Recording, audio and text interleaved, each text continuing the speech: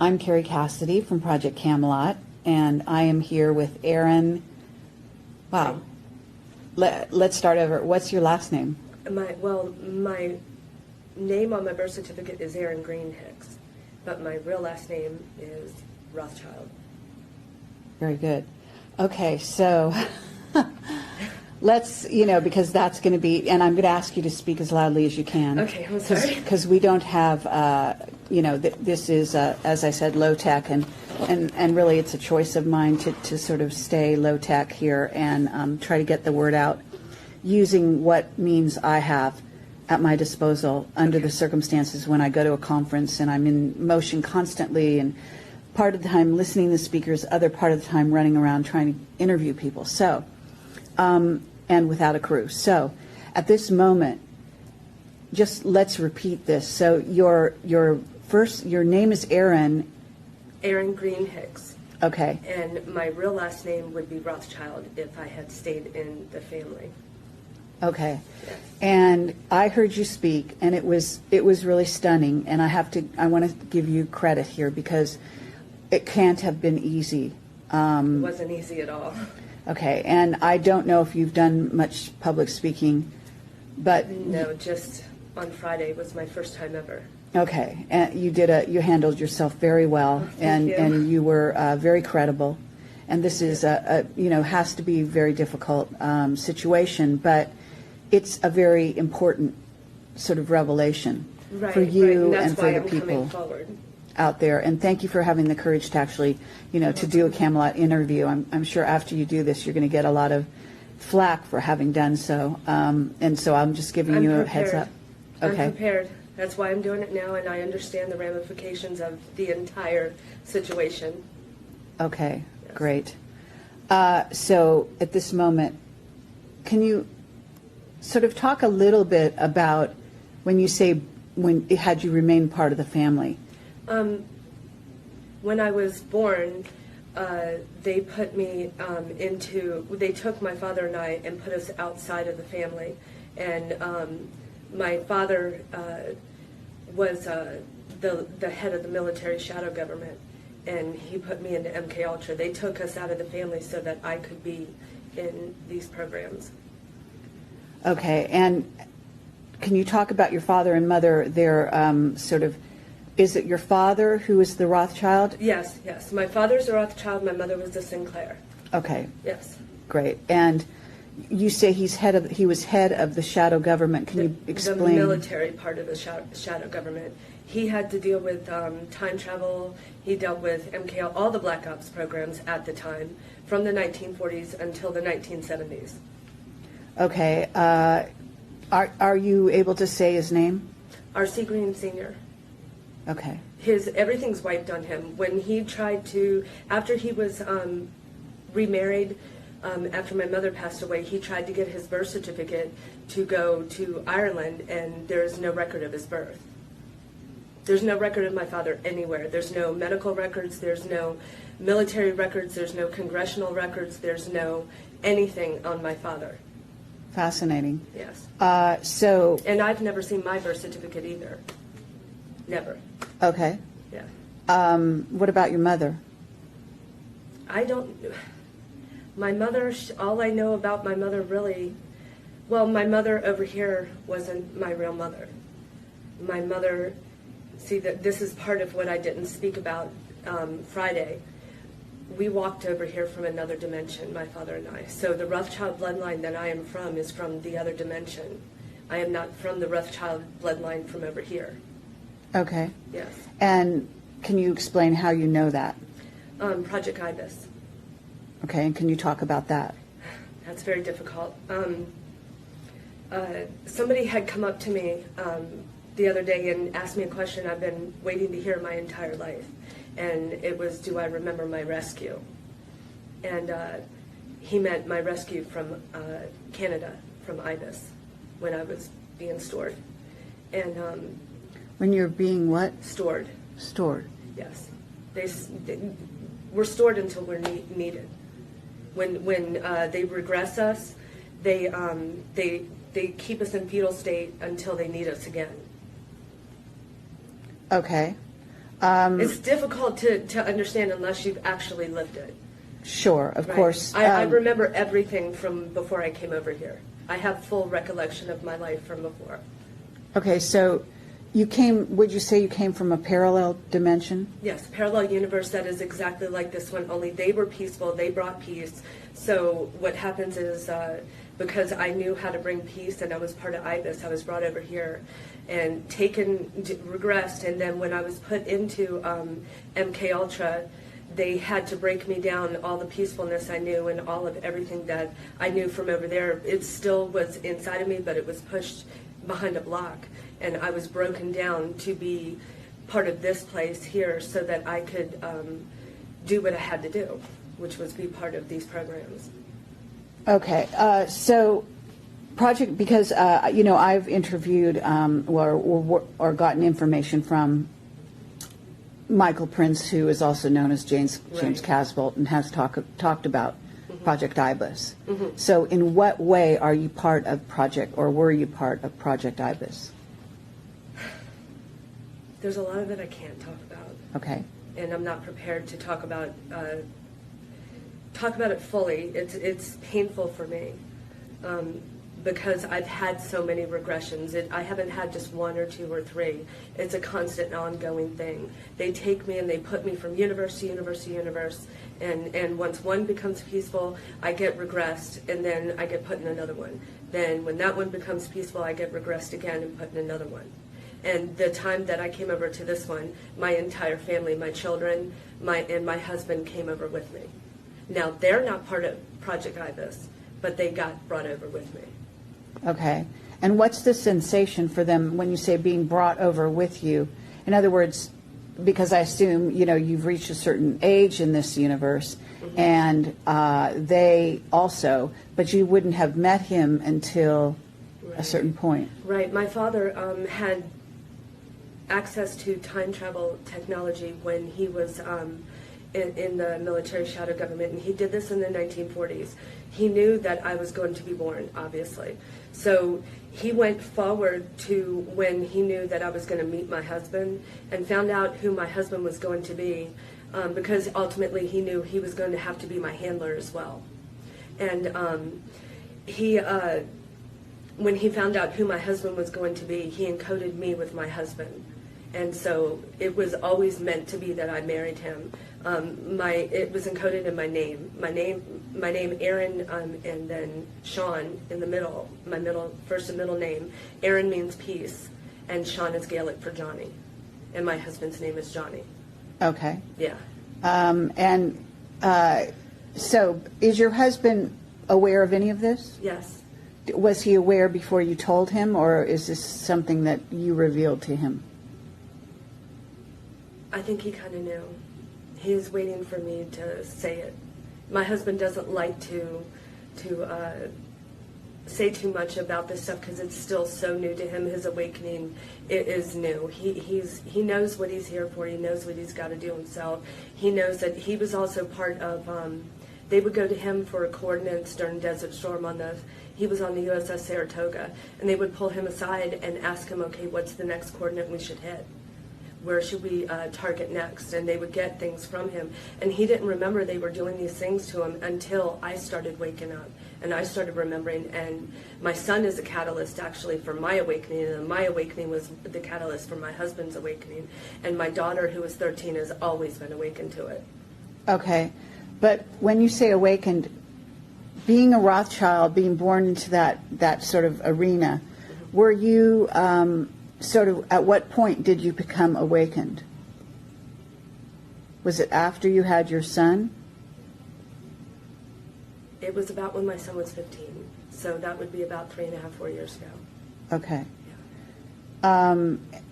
So When I was prior to that, where was your head at? What was your trajectory? All over the place. All over the place, because I couldn't understand why I was promiscuous. I couldn't understand why I would get angry so so quickly. My anger just is so, it's awful. I can just go off the handle right away. It doesn't take much to trigger it, and it's not bipolarness or anything. I found out that it was when I would get triggered from my programming. Okay. You know, and let me say here, just because, you know, I ask pretty direct questions, and I know you haven't done this before, but I want you to feel free to tell me at any time that you don't feel comfortable answering You're the question. Feeling it. You're feeling a little Yeah. bit, yeah. And I don't. It's okay. I don't want to scare you. Oh, you're I not don't- scaring me at all. Okay. And but I don't want to intimidate you. I don't want you to, you know, be caught unawares. I want you to know and feel comfortable with what we're doing I actually do feel here. very comfortable with you. Okay. So it's not that. I guess my nervousness is, I know once I walk out the door from this interview, I'm in extreme danger. I'm already followed. I'm chased on the freeways in San Diego. I have a brother who's a Rockefeller, and I will not say his name. I refuse to say his name because he calls hits on me all the time. He had his wife put all of my information, from my name to my phone number to my address and everything, how to get a hold of me, on Twitter. And they were, he had sent me money one time for my children to eat because I was pushed aside to be poor and destitute for all of my programming, and he was left in the family to be rich, and he's at the top. I can't say who's his father, but so he sent me money one time, and it was $300. Actually, his wife sent it, and when it got to me in the States, it was $357. And the significance to that is he has Jesse James's .357 Magnum, and he had it in a picture, and that was a warning for me to shut up. And once I didn't shut up, you know, that was not only a warning from him, that was like a warning from the entire family, Rockefellers, Rothschilds. They were wanting me to keep my mouth shut, and I didn't. So the hits started becoming once a month, once a week, and the day before we came here, they sent a motorcyclist up next to us that was, he looked in the car, looked at my husband in the eye, and then he swerved into us, didn't hit us, but got close enough to where it caught my husband off guard, and we hit a car in front of us, which hit another car, and he drove off knowing that he had caused an accident, and nobody can find, you know. Sure. I understand. Yeah. So, but, okay, and so that was on the way here? Yes. Okay. Wow. Yeah. All right. So on the stage, you talked very specifically about, I guess what you were talking about was how you were brought up, and Dr. Mengele? Mengele? Mengele. Yes. Yes. So do you want to talk about that a little? Sure. I didn't know that up until just maybe April of last year that the man that I happily called Grandpa was Dr. Mengele, Dr. Green, and that's why my last name is Green. In these programs, I'm sure you know that we're encoded with colors, and I'm encoded with green because Dr. Green was the one who was he gave me the love up until I was 4. So my love bombing, the love part of my love bombing was him loving me. So I knew humanity from Mengele. I knew humanity in a way that nobody else saw from him.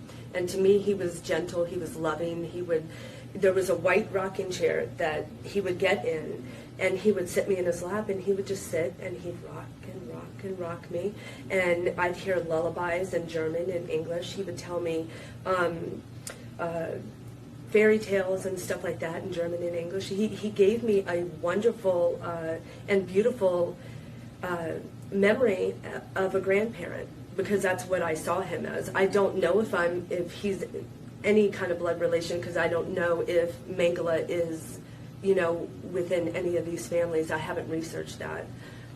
I try not to research anybody's stories, because when I give my story, I want my story to be my experience from my first-hand experience. So everything you do hear from me is only me. Okay. Yeah. Okay, but so somehow, though, he was part of your family at that time. Right. When you were... Every day I would go to, up until I was 4 years old, I spent every single day that my father spent in the Pentagon. And I was allowed to do whatever I wanted. Admiral Hayward and Admiral Holloway, they were 2 SECNAVs, consecutive SECNAVs during the 1970s. And I used to sit on their lap while my dad would bring me in, drop me off, and he would go and do his work in the shadow government that he had to do. And the Secretary of the Navies would sit me on their lap, pull out the coloring books and crayons, and I would sit and color and play in their laps while senators and, you know, all kinds of congressmen, high-level elite would all come in and they'd discuss things, and they're not thinking a 4-year-old child is taking it in, you know. And here I am. I'm brought here to be an observer. I'm brought here to know what's going on. So my little mind was taking it all in. Okay. And I've been in the Situation Room. I happily always walked into the White House before we would even walk up to it. The door would open and they say, "Hi, hello, Mr. Green," and I'd just come trotting in behind them, and I could just go and do what I wanted. Okay, so in a sense, he was. I mean, did you see him also interact with your parents at that time when you were young? No. Whenever I was with him, it was alone. Okay. So in a sense, perhaps he was your handler. He At could a have young been. age. He very much could have been. Like I said, he was a loved part of my program. Yeah. So that makes sense. You know? So did you grow up in like a normal house? Oh no, it was so extremely strict, and I grew up with money, so I wasn't without money. It just wasn't as much money as my brother was able to grow up with, and there was a lot of abuse in my house, but there was also a lot of ETs in my house at times. And so I grew up having these meetings with ETs and stuff with my parents at a very young age. Okay, so but just to kind of paint a picture for people. Okay. Can we describe like the house that you grew up? Where was it? What state? I grew up in Washington, D.C., my first 9 years, and then my second 9 years after, that's when my father retired from the shadow government, and he moved us down to Southern Maryland, and I had a normal house, and the only thing that was that we tried to portray a perfect family on the outside, and when I would go behind closed doors, my father would, I always knew when it was coming, because he would come in, he'd strip me from waist down, hold me by 2 feet, and I could hear the belt come off, and he would beat me until his frustration was done.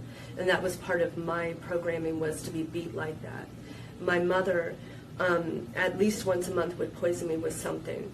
And I can remember her standing over me, and I'm on the ground, and I'm writhing in pain because this is eating my stomach alive. And she just looks at me and she goes, you know, suck it up, get up, it's time to get up. You know, and she didn't care. She wanted me gone because I was put with her, and I wasn't her child. And when you say you weren't her child, whose child were you? the mother on the other side, Oh, okay. And do you remember the mother on the other side? loving as can be, beautiful, loving, wonderful woman. Okay, so what time, in other words, when you say, because it sounds like you were going back and forth from side to side then, because if you knew your mother as a loving person, then you had to be old enough to remember. I have full recollection of before I was regressed from where I was before.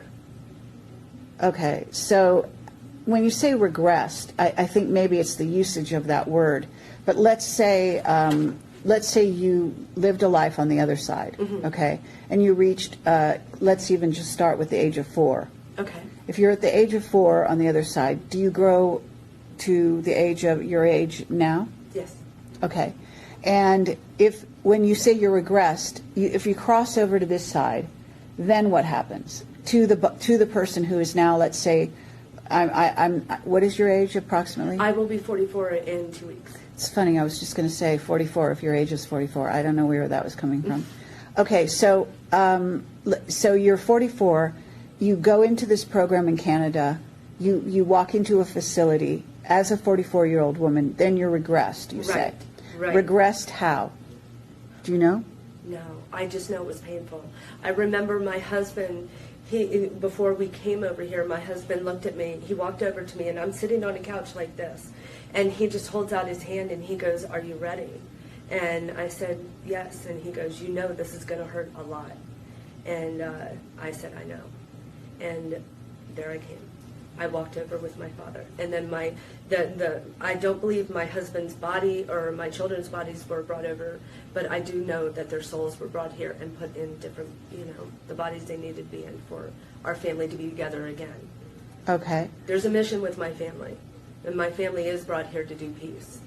You know, Okay. it's just getting there. It's getting all of us super soldiers together, and mind controls victims, and even the Project IBIS children together, all of us, so that we can change what's happened and use what's happened to us against who harmed us. Okay, so, but are you are a Rothschild on the other side as well? Yes. Okay. Yes. So at this point, in some way you're regressed that you don't remember, but do you start out as a baby on this side? Yes. Okay, so you have to go through all those ages again, right? Right. Okay. So, but you have the memory, the recall. Yes. Yes. Okay. I'm anxious to do regression sometime. I would love to do it so that I can. I feel that would be my way of proving it to everybody if I can have a videotape regression done, so that people can see that I'm telling the truth. I have nothing to hide. Okay, let me ask you, have you ever seen the TV show Fringe? Yes, I identify with that absolutely 100%. Okay. My question to you is, if you look at, I forget her name, it's not... Olivia? Yeah, Olivia. When she goes back over to the other side, there's another Olivia there, okay? So she doesn't go through kind of the way you're describing it. In other words, she's already on this side, grew up on this side, so-and-so. But the Olivia she meets grew up in a different parallel reality. Right. And I believe that we do have multiple realities going on simultaneously. Yes, and absolutely. we're all actually on both sides. But I've actually recently had some whistleblowers who are time travelers, who have revealed to me what, and I it's been a leap of conjecture for me, basically saying what seems to be happening, because they have identified that there are some people here who appear to be scientists, for example, Nazi scientists from the time of Paperclip, who are here even as younger men, but the same men. In other words, very famous scientists, Werner von Braun, for example, and what's this guy, Max? Is it Ingalls? I'm not sure. Anyhow, other people, and Mark Twain, for example, other people that aren't in black projects as we think of them. But basically what I understand is a possibility is the scenario that went on in Fringe, in which they actually crossed over and came over here.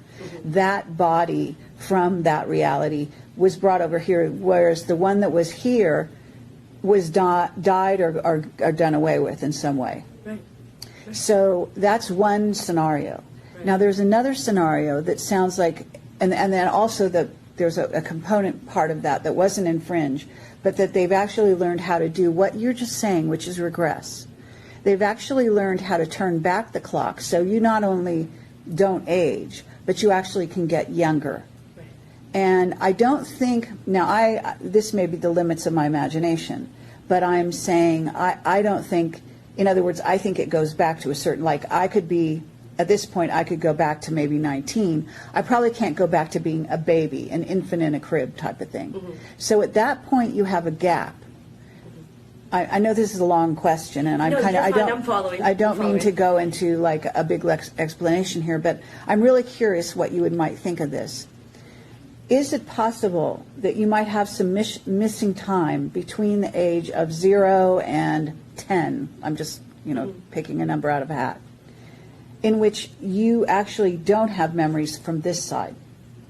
That is an absolute possibility.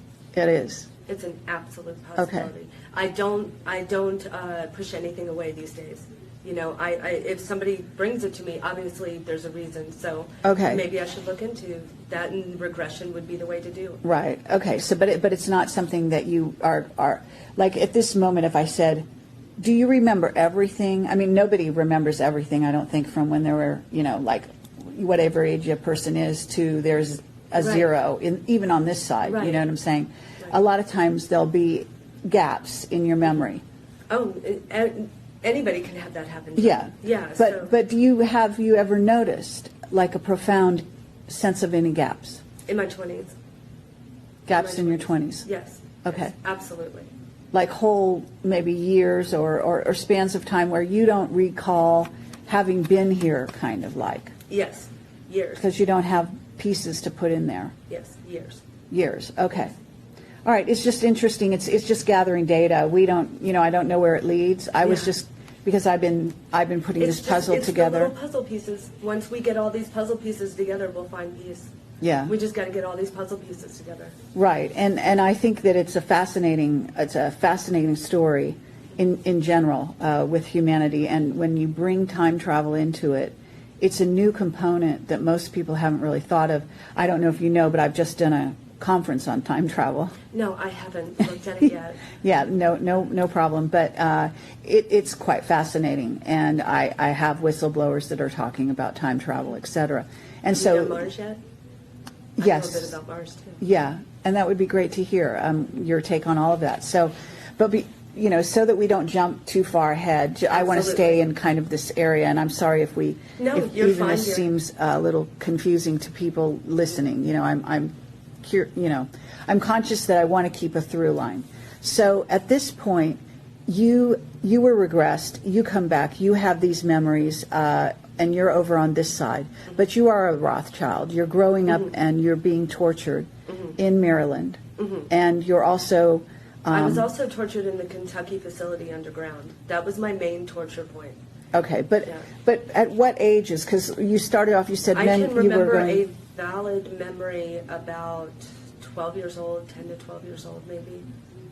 Yeah. Okay. And Well, the years when you were in the Pentagon as a child. After that, if you were just to try and make a through line, at what point do you get into the Kentucky facility?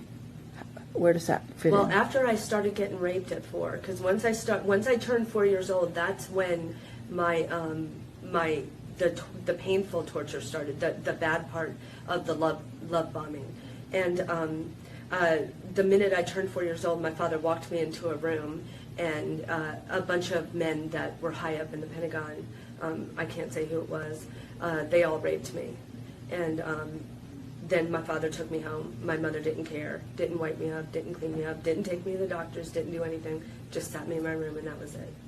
Okay, but did you have a conscious memory of this, or you had to be regressed to find this out? I had a conscious memory of it. From what age? About 4 years ago.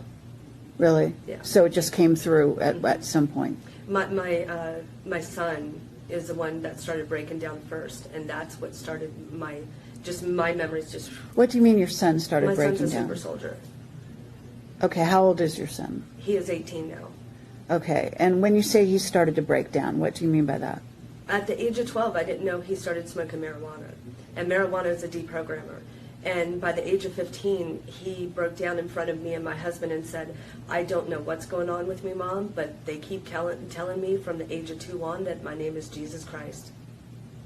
And through research and finding out, I found out it's called Chosen One Messiah Training. Yeah, and I'll show you pictures. On his back, all the way down his back, they took a whip to him, and they take these whips to these children to simulate what happened to Jesus, and they break him down, but they tell him, "You're Jesus Christ, you've got to get whipped," And I mean, I don't know exactly what he went through because I didn't have that particular training. Right. But it broke him down something awful. I mean, it took years for me to get him to understand he's not Jesus Christ, and this was a particular programming done to him, and there's a few people in the world like him, so he's not the only one. Well, I can actually tell you, because you probably don't know that much about Camelot, but in my work, I have people write to me all the time this kind of stuff. Mm-hmm. So there are many people out there being programmed, what I call them Manchurian candidates, basically. Yeah. There was a Collins that I used to talk to quite a bit, and she told me she was afraid for my son because she thought, because there for a while he had such rage because of his anger over what happened to him. You, and I won't say this on camera, his name I should say, but you interviewed the man that was my son's handler, his abductor, and his torturer. From age 2 on. I'll tell you after the camera's off. Okay, yeah, I actually have a clue, but I'm not going to say anything here. Okay, just to go back to you. So you were in a Kentucky facility where? I have, now that I think about it, From like age 4 to age 10, I don't really have much recollection of anything. Okay. All right, that's fine. And then at 10, I mean, what I'm trying to get at here is you brought up the Kentucky facility, so I'm willing to go there. But can you say what age you were at when 10, you were 12 years old. 10 That's to when 12. they picked the memories Okay. picked back up. Okay, so you're at the Kentucky facility. Are you living somewhere at the same time? Maryland. So you're In going DC, back and Maryland. forth. Yeah, yeah. All right. Now you said you had ETs, that you were in meetings with ETs with your parents. When was that happening? Oh goodness. You know, if I could give an age, I would, but I don't remember the exact age. No, but it doesn't have to be exact. Like Okay. a span in your it teens, had- later. Oh no, I was still earlier? little. This might have been when I was somewhere between 3, 4 years old, maybe even 5. I'm not sure. Maybe my. It's so confusing. Sure. I'm still trying to sort through all the files to figure this out myself. Right, but would you say, because I have questions, in other words, I'm not so concerned other than because it's helpful when a person's listening to the story to get a kind of chronology. Right, absolutely. But the chronology is not as important as the information which surrounds the incidents. So what I'm getting at here is I that was bitsy. I was still bitsy. you were small. Yeah. Okay, and when you saw the ETs, what did they look like? There was many different races. There was a human one. There was a couple grays, and they're tall, short. Absolutely, there were reptilians, but I'm a 50% reptilian myself, actual hybrid. So they were there, and my parents were sitting. They were on the couch, and I was so little. I used to go under the cushions and scare my family.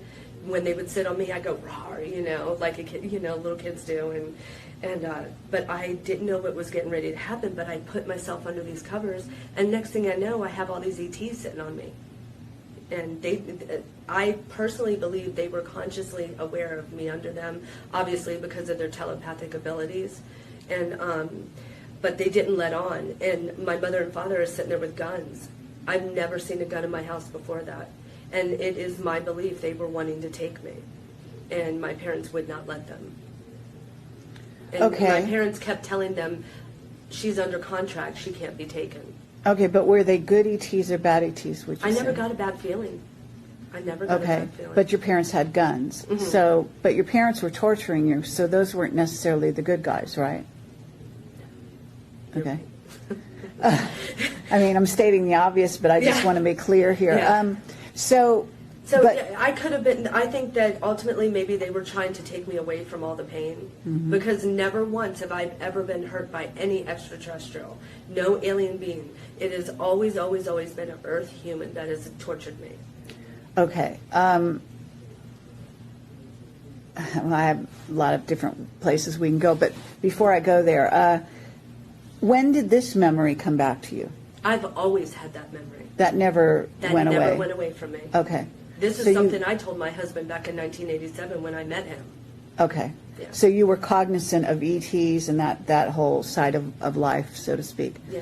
All right. So let me ask you this: as as a member of an Illuminati family, you grow up. They're doing these things to you, but the things aren't just done because they're bad people per se. Right. They actually have a purpose in mind. It's a twisted purpose, but it actually has an objective. I know. Are and you I know what aware you're of gonna- this? Yeah, I'm extremely aware of it, and that's why I've forgiven him.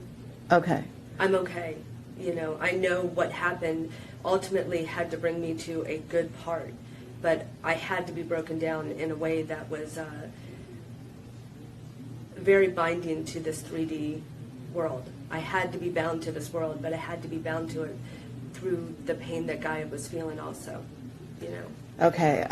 Did they ever sit you down and communicate it to you in, XYZ? Did they talk about it? No. So where did you learn? Soul cell memory. Through meditation? Yes. Okay. And when did you start to meditate? About a year and a half ago. That's all. Yeah. Okay, but you're... I took a year time away from even being consciously a mother and a wife. I took myself and I sat in my bedroom, and I would lock my door at times, and I would sit there with the TV off. I would have no computer with me, and I would just meditate on my own DNA. And my DNA, I knew that my DNA would tell me everything, and it has. Okay. Yeah. And then I do have to interject that my brother, who's the Rockefeller, told me that I tried to talk to him before about everything because I knew my mom wasn't my mom. I knew that things were askew. I knew that all these ETs were coming into my home and everything I told you. And I was trying to put my own puzzle pieces together, and I'm like, what's going on here? And he said, there's absolutely no way I'm telling you. He said, but in 3 years, you're going to come back to me. And in 3 years, you're going to ask me the question, am I right about everything about myself? And he said, at that moment is the moment I'm going to tell you that you're absolutely correct. And in 3 years, I went back to him, and I didn't remember the conversation with him about this until after I had asked him, am I right about everything? And he said, the one-word answer was yes. Okay. And then I remembered asking him, talking to him about it. Okay, now why do you call a Rockefeller a brother? We have the same ET DNA.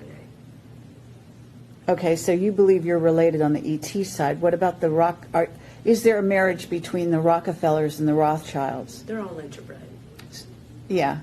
I mean, I guess that's a dumb question in a sense, but what I meant is, were you aware of a specific, no, bloodline relation? No, my brother was made in Area 51. You probably know who my brother is, but please don't say it on camera. He is vicious. Okay. And people call him a fraud, and he's not a fraud. I have witnessed what he can do. Okay. Well, that's an interesting trajectory. Let me ask you, if you say your brother was made in Area 51, you mean he was a test tube baby kind of thing? Yes. Okay. Does he know that? Yes. He's a fully conscious being here. He was groomed in the Rockefeller family to be at the top. And he's a very secret at the top person. Is he head of MJ-12? You don't have to answer that. And I'm not going to. Okay, that's fine. Okay. Let me ask you this.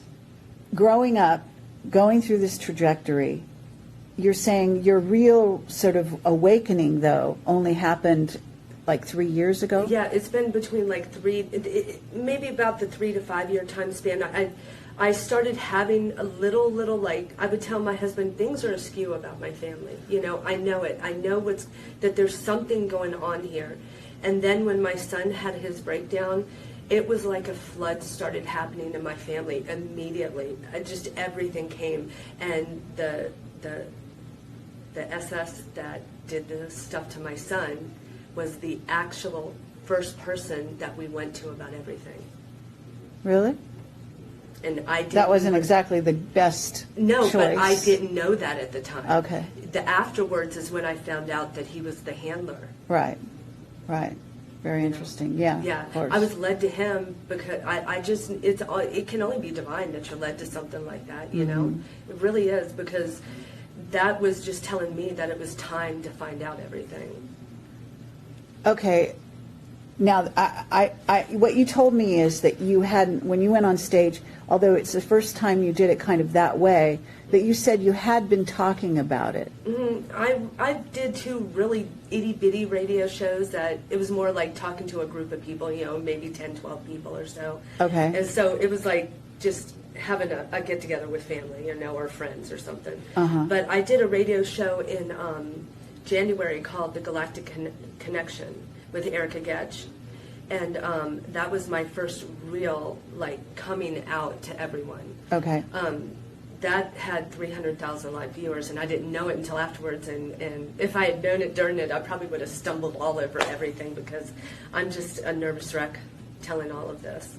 Okay, well, no one would know that. I mean, you have a wonderful sense of poise, Oh, thank but you. I'm afraid it came from a very dark circumstance. It did. So, as much as I can say that it, you have maintained a great sense of poise within all of it. But I did a lot of work to get here. A lot of work on myself in that year to be able to be calm enough. Okay. And so did you plan to come forward? A part of me always wanted to say something once I started learning it, but the more I got harassed and the more directed energy on me and the more my brother pulled the hits on me and stuff, I stepped back just ever so slightly once in a while. And when January came, I don't know, it just was like I knew it was time. It was just time. I know it's the beginning instead of what people thought was the end last year. I know this is the beginning. So if I don't begin to tell and begin to disclose everything I know, then I'm hiding a very vital part, because my father ultimately was someone who was a very, very dark creature in this world. And I have a lot of guilt about what my father did, because I'm here at the summit with people that some of them are as old as me, or some of them were being programmed during the time my father was in there. So I feel guilt that my father has done this to these people. And I feel like if I don't come out, then I don't release them either. Okay, but I understand who you say your father was, more or less, but we're also talking about the entire Rothschild family, right? Yeah. So in terms of, the lineage of this group of people, right, you understand that the reptilian influence on them. 100%. Okay. And yet you fully acknowledge that you're half reptilian, right? Absolutely. And when we talked off camera a bit, you and I both discussed the fact that not all reptilians are bad. That has been my mantra from the beginning, because I have never had a bad experience with them. I've not been subjected to my family, the Rothschild family, from, since I was little, or on the other side or whatever. But so I don't have the darkness of that to compare it to, because every reptilian I came across was always kind to me and gentle with me. In the Pentagon, they would sit me in a chair, and I would sit there just like a little kid does, swinging my feet back and forth, just looking. And there would be a row of them in front of me, and they would, and just like that, and just stare at me and just look at me. And it was the oddest thing, but they did it so much that I became comfortable with it. And one time when I was in the Kentucky facility, one tried to get me away from the humans so that I wouldn't be tortured anymore. He said I had enough. He kept telling them, she's had enough, let her go, release her. And they said no. Another person that said she's under contract. She cannot be released. This contract is a lifetime contract. And so he looked at me, and I've never in my life seen a reptilian cry, and this reptilian shed tears. And he said to me that I can't do anything more for you. They won't stop. So what I'm going to do for you right now is a gift. And that's when my lights went blank. That's when everything went dark for me, and I stopped remembering, because he put the block in, so whatever they did to me, I wouldn't, consciously remember it. Okay. Along those lines, do you remember interactions with the Catholic Church? Yes, I've seen ritual sacrifices of children in the Vatican, in the bowels of it. It's vile. It's the most vile place on earth. It's the most evilest, darkest. It is evil personified. God is not there. God left the building. God never entered that building and never will. Okay. He wants that building gone. He wants all of the popes gone. He's done with those popes. That whole scenario there is nothing but a sacrificial,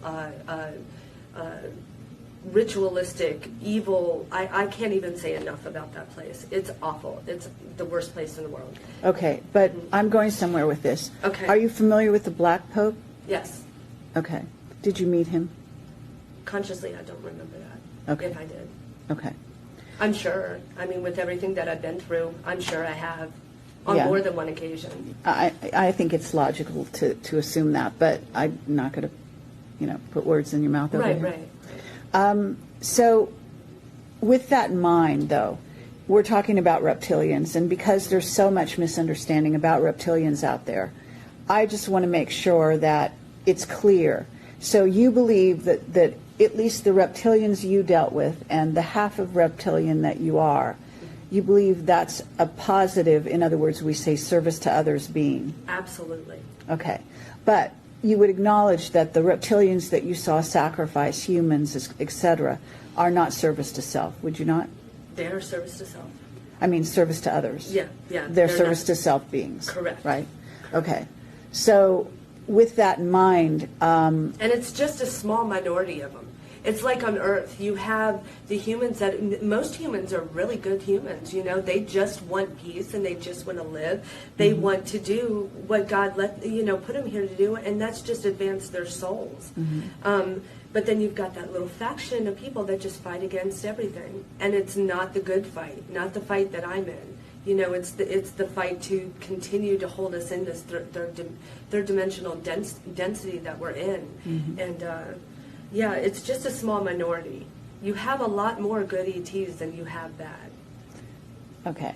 And as far as what's going on, though, here on Earth, you do see the controllers moving in to take control of society. Yes. And sort of tightening the reins on society. You see the movement of the New World Order. Absolutely, and the Fourth Reich. Yes. Yes. And the head of that would be the reptilians, Yes. right? The Obama service serves them well. to self. Okay. And are you also aware of what is called the Anunnaki? Yes. Okay. Absolutely. And is it your understanding that the Anunnaki and the reptilians are not the same beings? Or do you think that they're the same? Anunnaki is it encompasses many races. Okay, right. But if I was to say Anunnaki in the sense that Sitchin talked about, in other words, Enki, Enlil, and Anu, if I was to say those three names, and I was to say that as Anunnaki, those are, at least how they're depicted on the Egyptian temples, is as humanoid, looking. In other words, they can be 9 feet tall. They weren't human. Okay. And so do you believe that they were reptilian? Yes. Okay. Absolutely. What about the notion that they might be half and half? It's a possibility. Okay. Have you heard of Syrian reptilians? No. Syrian Anunnaki? You haven't heard of that? No. Okay. Because my understanding is that there is more than one race of that particular group from Nibiru, and that some of them appear to be make sense. Syrian. Total sense. You got Earth that has many different races. Yes. So why not Nibiru? Exactly. But it is an interesting sort of line of investigation, let's say, because what I find is that people have different perceptions and different understanding about who the Anunnaki are. When this race of Anunnaki are the ones that are descended from Enki, Enlil, and so this is a certain race, and they appear to be, from what I can tell, half reptilian and half what appears to be a humanoid-like species, rather than pure reptilian. Right. Okay, which is, we, in a sense, and this is me throwing this out, we have a smaller portion of reptilian than they do. So exactly, we're not half and half, although you say you are. We're more, some of the humans here are a portion reptilian, but then more other races. In fact, my investigations, we're what I call a hodgepodge. yes. You know? Well, I would say there's a base 12 various species of ETs that went into what makes humans, Well, what we call this That's why you got human. Majestic 12. There you go. So you're aware of this sort of thing, this line of inquiry. Okay. I just don't talk about it a lot. Okay. But you see that it's okay to talk about in at least. Now I do. I Yeah. just haven't in the past. Okay. Yeah. Yeah, I mean, I am very interested in people starting to understand our ET heritage, so to speak. Absolutely, I am too. That's the main thing for me. I have taught all of my children so that they're absolutely aware of where they're from, who they are, and the fact that don't think it's a curse to be a half reptilian. They look at it as a gift now. You know, my son for a while cursed it, you know, but now he sees that he was given a gift. You know, you got to look, a lot of super soldiers don't look at what they get as a gift, you know, and a lot of the bloodliners don't look at what they get as a gift, and really it is a gift. We're here for a purpose, and our blood serves that purpose. Okay, fair enough. Okay, we have a limited amount of time here, and you know, this is a great opportunity and a great chance to talk to you and go down these roads. Maybe we can do this again in the future, even long distance. If you're in San Diego, actually, you're not that far from me. I can always drive up. Okay, and so because I happen to be just north of LA. Okay. But at this moment, just in the interest of time, you went through this torture, you've witnessed torture. At a certain point, you must have been like before your awakening, so to speak. How did you deal with it before your awakening? I was very promiscuous. Okay. So you were searched for exercising, okay. Searching for love any way I could get. And I was married at this time, you know. I've been married since 1989. So my husband has had to put up with a lot, but he something inside of him told him that he just needed to stick with me through it, because there was a bigger picture that was going to be figured out later, and obviously there was. But I became extremely promiscuous, and that's my monarch programming, you know, that was coming out of me. I would always be promiscuous with military men. It was always a military man. Okay. When you say you had monarch programming, did you go on any kind of missions in those roles? Yes. I can remember taking one man to his death. Okay. So in a sense, you knew you were being used or programmed, even though you weren't awakened the way sort of we're talking about it. Oh, there was always something off in my mind. I knew there was something that I needed to figure out about myself, because I couldn't pinpoint, why was I doing these behaviors? Why was I acting out? Why would I get so upset? Why would I go sleep with all these men? I have a beautiful, wonderful husband, and I would go off searching for love, and I had unconditional love at home. You know, I had what I didn't have with my parents. I had the love, and that was absolutely unconditional from my husband. Okay, but aside from being a wife, you were programmed as a monarch's sort of slave, right? Right. And perhaps being sent on missions during those years as well, right? Mm-hmm. Even astrally speaking. A lot of my work was done astrally. Okay. At the same time, you were aware that you were a Rothschild. Is that correct? I wasn't aware that I was a Rothschild until about 4 years ago. Oh, really? Yeah. What did you think you were? I didn't know what I was. So you knew you grew up in Washington, D.C. Mm-hmm. You knew that you were in the Pentagon as a child? Oh, that was an aware memory that I've always had. Okay, so you were aware of that. Mm-hmm. So you knew you came from like the military-industrial complex, yes, so to speak. I even remembered the rapes that were done to me at 4 years old, but I didn't know why they happened to me. I thought it was just something that happened to me. I didn't realize it was part of the programming. That was my very initial breakdown. That was the time when they took me from 1 to 2. You understand what I mean? From right. 1 personality to 2. And then they were able to start working on me. They took me away from the man that loved me so much, and that was Mangala. And that broke me in and of itself. And that breaking plus the rapes did it. I split then. Okay. Right now I'm talking to Aaron. Right, absolutely. Is there multiple? I like to think I've integrated, but who knows, you know. Okay. Does that make sense? Well, yeah. They tried to wipe my, before I came to this summit, they did try to wipe my mind. And they put, I was almost completely wiped. And my children, my husband had to help me through it. I had to read letters and messages, texts, look at my Facebook. I had to start relearning myself again. So I've had to learn my memories twice. But they put an alter in me that was named Sarah Sinclair. And that's why I go by Sarah Sinclair on my Facebook, because I was identifying with that when they were wiping my mind. And right before I came here, they me-lapped me every night for like 2 weeks straight. They were trying to tell me my husband doesn't love me anymore, your family doesn't love you, you know, nobody loves you anymore, and breaking me down so that I didn't come here. Okay. Well, I'm glad you made it. I am too. It's the most amazing time in my life because I finally found what I considered my family.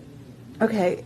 You know, there's an interesting thing going on with you that I want to throw out there. I'm an intuitive, and I see things sometimes, and I just want to throw this out and see where you go with it. Okay. When I saw you on stage, you look like a much older woman. When I see you here, you look much younger.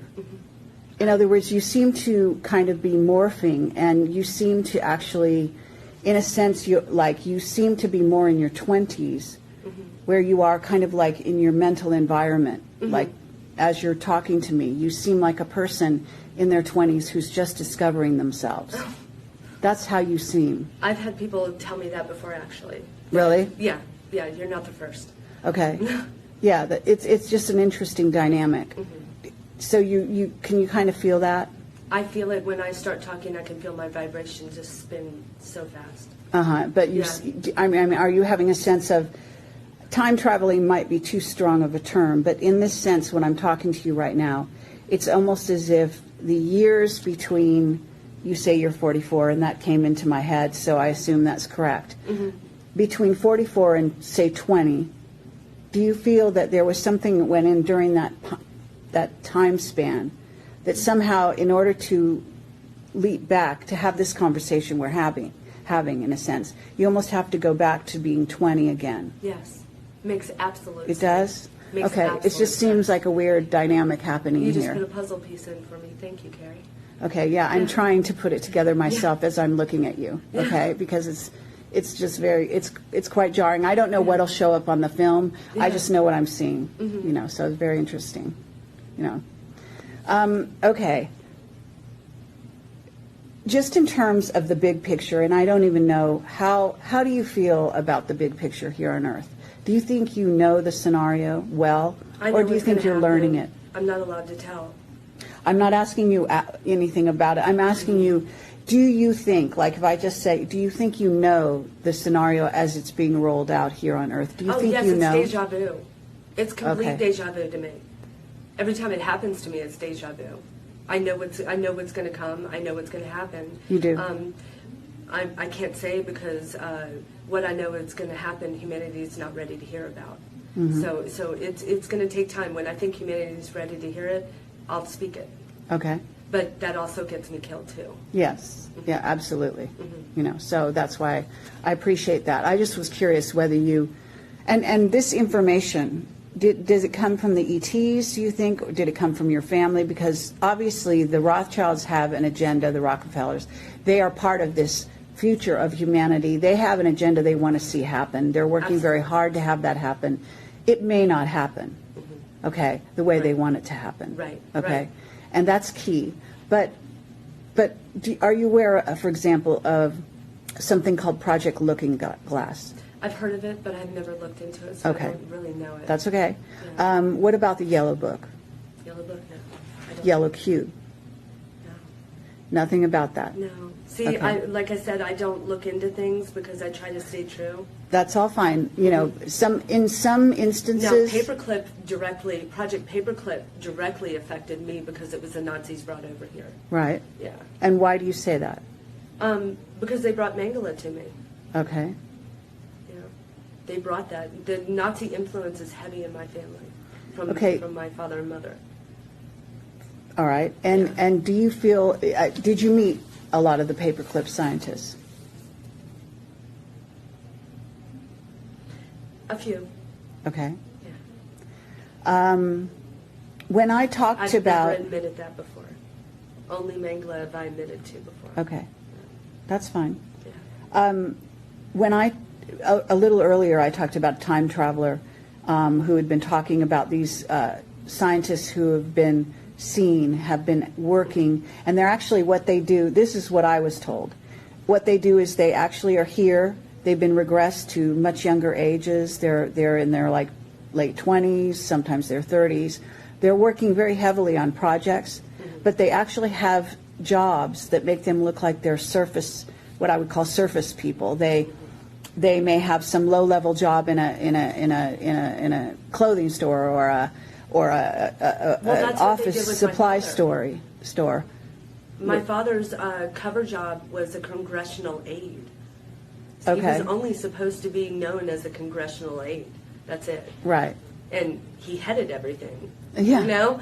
So- irony at its finest right there. Yeah, and so there seems to be some, like, even that's a time travel technique. In other words, to have the one sort of, and maybe, and this is another part of the story which I was trying to piece together, which was maybe they have clones that are being used to go to work that day and appear to be like a normal human while they go into the underground base and take care of certain business. You're very intuitive.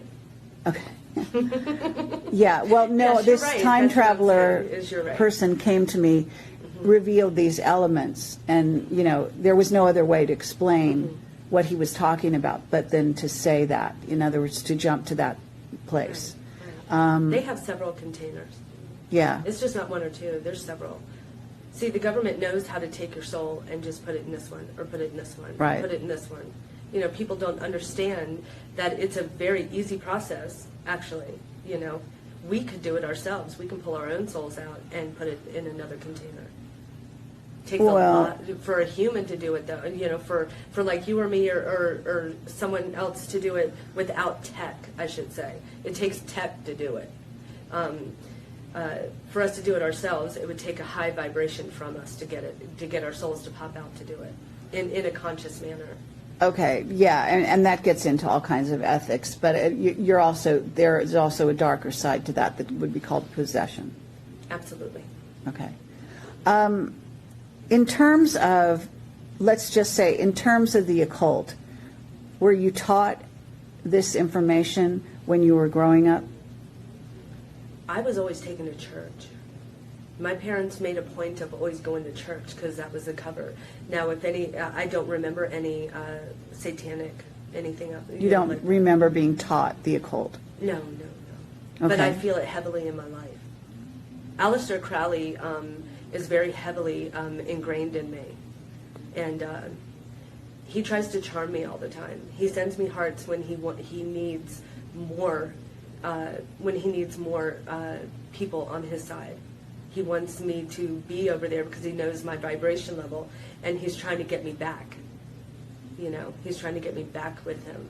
Okay, and so you're talking about him as if he's still alive. He is. He's a time traveler too. He Okay. had access to time travel tech. So he's here as if he was still a young man, you know, middle-aged man or whatever. Mm-hmm. He's trying to get everything back, you know. He wants it all back for himself. So, well, what that tells me, and I'm not, you know, I'm not so sure that makes sense. And I'll tell you why. Okay. And you can tell me why it does. Okay, Okay. so I'm throwing out that because I have studied the occult, and I do know a fair amount about Crowley, and I don't know everything about him by any means. But what I would say is that, and this is actually something I puzzled over, and I feel this way about, for example, Enki and Enlil and so on. In other words, there must be a way that these individuals progress. They can't have all this knowledge and not progress. So it seems strange to me when you say he wants it all for himself. It doesn't seem logical, based on what I know about Crowley, that would be true of him now. Well, he's still under contract to bring darkness. Until we become peaceful, his contract can't end. So And that's how you, okay, who told you that? I can't say. Okay, that's fair. Yeah, there's a lot. That kind of thing I could walk out the door right now and I'm done. I hear you. Yeah. Those of us that are part of Project Ibis, we're encoded with Crowley. Crowley's encoded in our DNA. Okay. So can you read the tarot? The tarot? Mhm. Yes, I do that quite a bit. Yeah. Do you use the Crowley tarot? I don't know what the Crowley tarot is, so I You wouldn't don't? know. Well, do you know which deck you're using? Oh my goodness. I feel so stupid right now because I don't remember the name of it. I have two separate decks at home. I have an angel deck, and then I have a deck that's copied off of the first tarots, you know, the original tarots that were made. Okay, so you must have the old style deck, which I don't know the name of that. All right, It fair has enough. a tower where you see the Pope coming out and the Queen coming out. You know what I'm saying? That card. Yeah, I forget what it's called, but I understand it's the old style deck. Yeah, yeah. Okay, but there is a Crowley Tarot. Did you know that? No, I didn't. Okay. Interesting. Yeah. And it might be interesting for you in this awakened state to look at those cards. Yeah, that's what I was Because just thinking. I his should go. partner, sort of wife partner, and I forget her name, I think it might have been Frida or something like that. Or maybe I have her name wrong. Anyway, at any rate, she painted them. Oh. And they're quite beautiful. Yeah. They're more beautiful Well, than you the know, original deck. Crowley made Thelema. Thelema is a beautiful religion. It's beautiful. It's very spiritual. So people have to understand he's not all darkness. You know, he's really not all darkness, not in my eyes. But, you know, like I said, I'm encoded with him. Right. So to me, he's not anything more than just an experience. You know, he's just another part of my puzzle piece. You know, I don't really feel so much darkness. I think to myself, why in the heck am I getting hearts from him, you know? But that kind of throws me off a little bit, and I just tell him, I'm sorry, but my hearts go to my husband, you know? And that's how I put it to him, and he leaves me alone for a little bit, and then he tries again, and then I get him to leave me alone. It's just an on and on and on process for him. Okay, are you in touch with members of the Rothschild family? No, Not at all? no, Okay. Have you ever been? yes. Do you remember that? When I was a child, we used to go around them all the time. Because Okay. as a child, I was very used to being around Kennedys, around Rothschilds, around Rockefellers, around all of those elite. My father always was taking me around them. Okay. Have you traveled the world at all? Not consciously that I remember. I don't have a passport. Oh, really? Yeah. Okay. I never knew whether I could get one or not. I'm sure I'm on a no-fly list with my mouth that flies. Okay. Well, it would be, though, you know, everyone's basically your travels are also for self-awareness. So the more if you were to travel, I would encourage you to do so first of all, because it will awaken more memories. I would love to. If As a I could- soul. Yeah. Yeah. I would love to. Yeah. Okay, well, at this point, I'm going to shut this down, and I'm supposed to go speak for a short bit, and I don't even know when, but there's some other people coming along to hear, but thank you so much for this. You're welcome. It's been a Absolutely. great conversation, Yes, and I very much enjoyed it. Very much. okay, thank you, and I wish you well, and I hope that you can come forward again, and that we can talk some more. Yeah. I'm And- going to come forward till it's all out, until everything's peaceful. I won't stop until peace happens. That's why I'm here. Aaron means peace. I'm here for peace. Okay. All right, thank you, Aaron. You're welcome.